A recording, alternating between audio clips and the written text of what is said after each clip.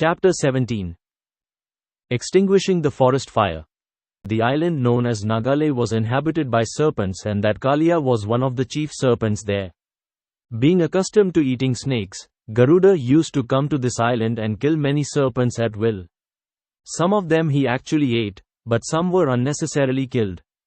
The reptile society became so disturbed that their leader, Vasuki, appealed to Lord Brahma for protection.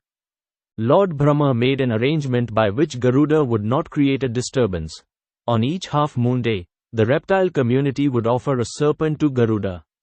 The serpent was to be kept underneath a tree as a sacrificial offering to Garuda. Garuda was satisfied with this offering, and therefore he did not disturb any other serpents. But gradually, Kaliya took advantage of this situation.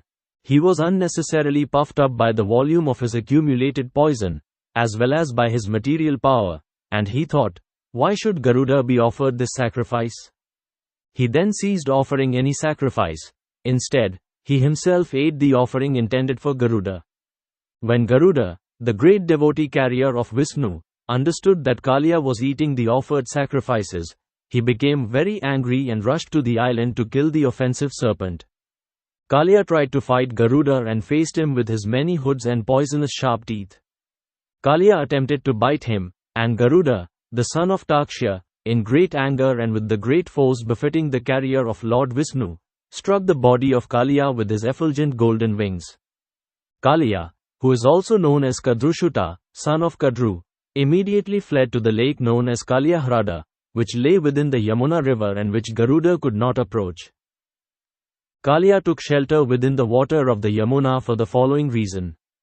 Just as Garuda went to the island of the Kaliya snake, he also used to go to the Yamuna to catch fish to eat. There was, however, a great yogi known as Saubhri Muni who used to meditate within the water there and who was sympathetic with the fish. He asked Garuda not to come there and disturb the fish. Although Garuda was not under anyone's order, being the carrier of Lord Vishnu, he did not disobey the order of the great yogi. Instead of staying and eating many fish, he carried off one big fish, who was their leader. Saubhri Muni was sorry that one of the leaders of the fish was taken away by Garuda, and thinking of their protection, he cursed Garuda with the following words, henceforward, from this day, if Garuda comes here to catch fish, then, I say this with all my strength, he will be immediately killed. This curse was known only to Kaliya. Kaliya was therefore confident that Garuda would not be able to come there, and so he thought it wise to take shelter of the lake within the Yamuna. But Kaliya's taking shelter of Saubhri Muni was not successful. He was driven away from the Yamuna by Krishna, the master of Garuda. It may be noted that Garuda is directly related to the Supreme Personality of Godhead and is so powerful that he is never subject to anyone's order or curse. Actually, the cursing of Garuda, who is stated in Śrīmad-Bhāgavatam to be of the stature of the Supreme Personality of Godhead, Bhagwan, was an offense on the part of Saubhri Muni. Although Garuda did not try to retaliate, the Muni was not saved from his offensive act against a great Vainava personality. Due to this offense, Saubhri fell down from his yogic position and afterwards became a householder, a sense enjoyer in the material world. The fall down of Saubhri Muni, who was supposed to be absorbed in spiritual bliss by meditation, is an instruction to the offender of Vainavas. When Krishna finally came out of Kaliya's lake, he was seen by all his friends and relatives on the bank of the Yamuna. He appeared before them nicely decorated, smeared all over with candana pulp, bedecked with valuable jewels and stones, and almost completely covered with gold. The inhabitants of Vyārendavana, including the cowherd boys and men, the gopis, Mother Yashoda, Maharaja Nanda and all the cows and calves, saw Krishna coming from the Yamuna, and it was as though they had recovered their very life.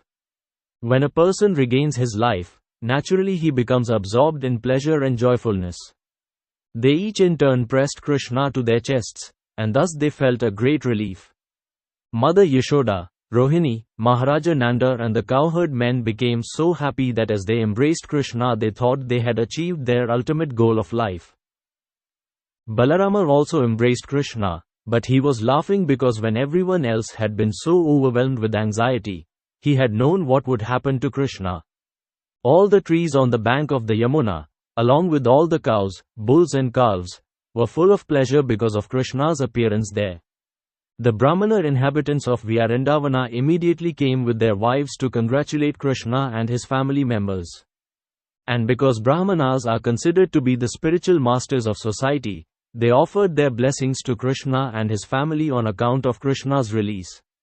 They also asked Maharaja Nanda to give them some charity on that occasion. Being so pleased by Krishna's return, Maharaja Nanda gave many cows and much gold in charity to the Brahmanas.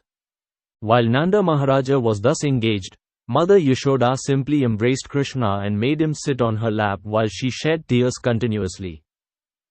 Since it was almost night and all the inhabitants of Vrindavana, including the cows and calves, were very tired, they decided to take their rest on the riverbank. In the middle of the night, while they were taking rest, there was suddenly a great forest fire, and it quickly appeared that the fire would soon devour all the inhabitants of Vrindavana. As soon as they felt the warmth of the fire, they immediately took shelter of Krishna, the Supreme Personality of Godhead, although he was playing just like their child. They began to say, "Our dear Krishna, O Supreme Personality of Godhead, our dear Balarama, reservoir of all strength, please try to save us from this all-devouring and devastating fire. We have no shelter other than you. This devastating fire will swallow us all." Thus they prayed to Krishna, saying that they could not take any shelter other than his lotus feet. Lord Krishna, being compassionate upon his own townspeople, immediately swallowed up the whole forest fire and saved them.